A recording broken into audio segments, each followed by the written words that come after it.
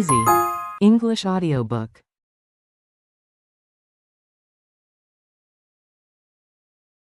Jack and the Beanstalk. Once upon a time, in a small village, there lived a poor widow and her son, Jack. They had a small, rundown cottage and a cow named Milky White. Jack and his mother loved Milky White very much, but times were hard and they had little to eat. One day, Jack's mother said to him, "We have no money left, Jack. You must take Milky White to the market and sell her. With the money, we can buy some food." Mother, "Be careful, Jack. Make sure you get a good price for her." Jack, "Don't worry, Mother. I will do my best." So Jack set off for the market, leading Milky White by her rope. On the way, he met a strange old man who had a curious smile on his face. Old man, "Good morning, young Jack. Where are you going with that fine cow?" Jack, "I'm going to the market to sell her. We need money to buy food." Old man, "Well, I have something even better than money." The old man reached into his pocket and pulled out 5 shiny beans. "These are magic beans. If you plant them, they will grow into something wonderful." Jack was surprised and curious. Jack, "Magic beans? Are they really worth a cow?" Old man, "Oh yes, my boy. They are worth much more than a cow. They will bring you great fortune." Jack thought about it for a moment. The beans were shiny and seemed special. So he agreed and traded Milky White for the 5 magic beans. Old man, "Plant them tonight, and by morning you'll see something amazing." Jack took the beans and ran home excitedly. But when he showed the beans to his mother, she was very angry. "Mother, you foolish boy. You traded our cow for these worthless beans? Now we have nothing." In her anger, she threw the beans out of the window. Jack felt ashamed and sad. He went to bed that night feeling very sorry for what he had done. The next morning, when Jack woke up, he was amazed to see that the magic beans had grown into a giant beanstalk. It stretched high into the sky, disappearing into the clouds. Jack, "Mother, look. The beans weren't worthless after all. They've grown into a huge beanstalk." His mother was shocked but curious. Mother, "Be careful, Jack. Who knows what is at the top?" But Jack was too excited to be afraid. He decided to climb the beanstalk and see where it led. He climbed higher and higher, passing through the clouds until he reached the top. There, he found a strange and wondrous land. As Jack explored this new land, he saw a giant castle in the distance. Curious, he walked towards it.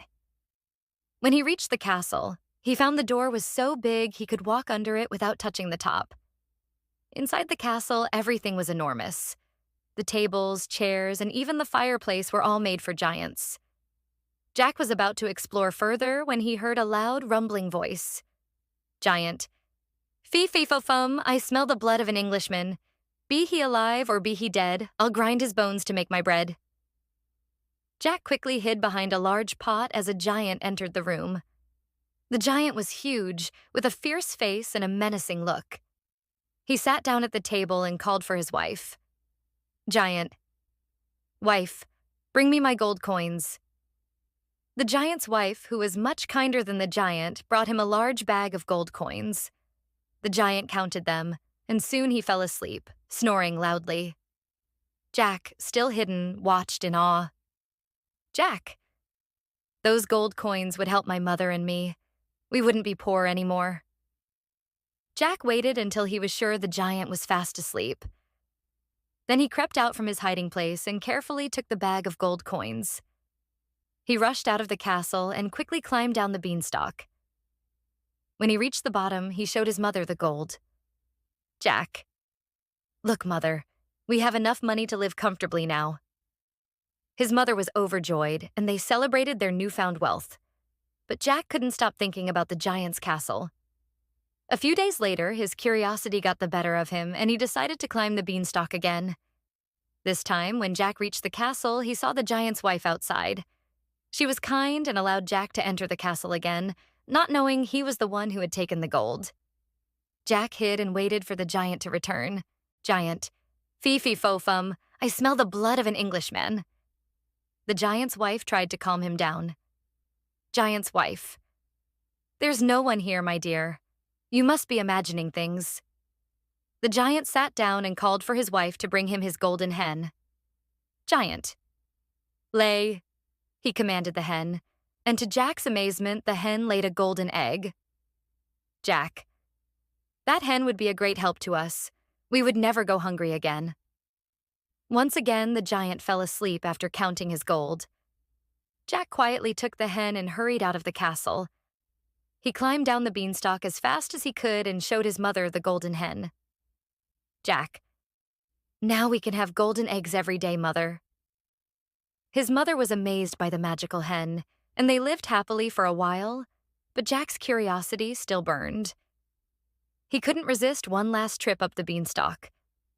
On his third trip, Jack was even more careful. He climbed up to the giant's castle and sneaked inside. This time, he saw the giant's wife bringing out a beautiful golden harp. Giant.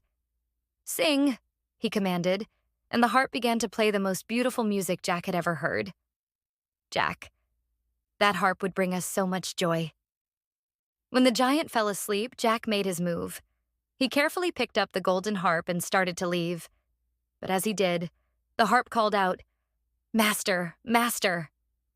The giant woke up with a start and saw Jack running with his harp. Giant. Thief! Stop! Jack ran as fast as he could with the giant close behind him. He reached the beanstalk and began to climb down quickly. The giant was right behind him, shaking the beanstalk with every step. Jack. Mother, get the axe. Jack's mother heard his cries and quickly brought an axe. As soon as Jack reached the ground, he grabbed the axe and began chopping at the beanstalk. With a mighty swing, the beanstalk began to topple. The giant, who was halfway down, fell from the beanstalk and crashed to the ground, never to rise again. Jack and his mother were safe. Mother. Jack, you've been very brave but also very foolish. We are lucky to be alive. Jack. I know, Mother. I promise I will be more careful from now on. With the gold coins, the golden hen, and the golden harp, Jack and his mother lived happily and comfortably for the rest of their days. They helped the villagers with their newfound wealth and shared their good fortune with others. Jack. I've learned my lesson, Mother. I will always treasure what we have and never be greedy. And so, Jack and his mother lived a happy life, full of music, golden eggs, and the wisdom gained from their adventure with the beanstalk. Jack grew up to be a wise and generous man, and the story of his adventure with the giant was told for generations to come.